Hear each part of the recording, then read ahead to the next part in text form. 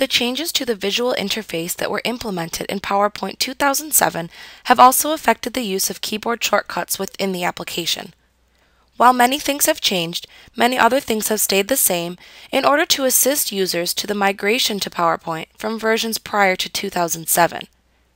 First off, you should be aware that all of the Control key keyboard shortcuts remain intact. So for example, you can still enter shortcuts like Control S to quickly save changes as you type. The major change has occurred in using the Alt key keyboard shortcuts. Once again, for upgrading users, it may be reassuring to note that you can still use any of the Alt keyboard shortcuts from PowerPoint 2013. However, there is no longer any visual way to remember what they were due to the removal of the menu bar. So if you use the old Alt keyboard shortcuts, then you must enter them strictly from memory.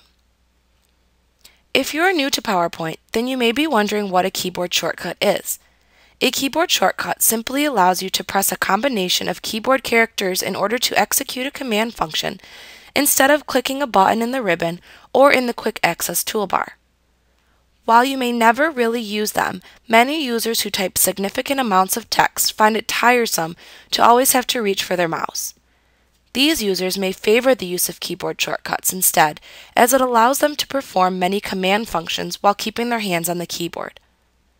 Keyboard shortcuts typically involve holding down either the Control or Alt key on the keyboard and then entering another keystroke or set of keystrokes. You then release the Control or Alt key. In previous releases, you could see the Control key keyboard shortcuts listed next to their corresponding command. Starting in PowerPoint 2007, you will see them listed in the small pop-up windows that appear when you hold your mouse pointer over any command function shown in the ribbon. Note that not every command function has a corresponding Control key keyboard shortcut. In these cases, you can use the Alt key to enable the new key badge system in PowerPoint. You can then use the key badge system to enter a sequence of keystrokes.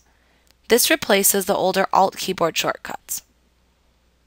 Let's look at how you can use the new key badge system in PowerPoint. First, press the Alt key on your keyboard to display a set of key badges next to the various objects in the ribbon and in the quick access toolbar. You then press the key on your keyboard that corresponds to the command function that you wish to show.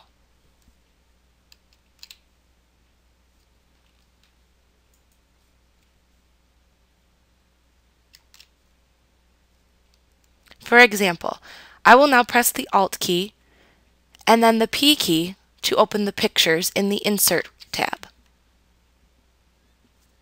This will allow me to insert a picture into the PowerPoint presentation.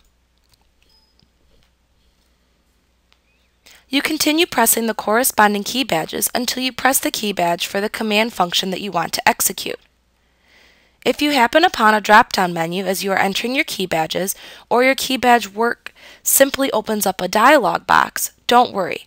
You can execute a command shown in the dialog box or in a drop-down by looking to see if the command function that you want to execute has an underlined letter in its name.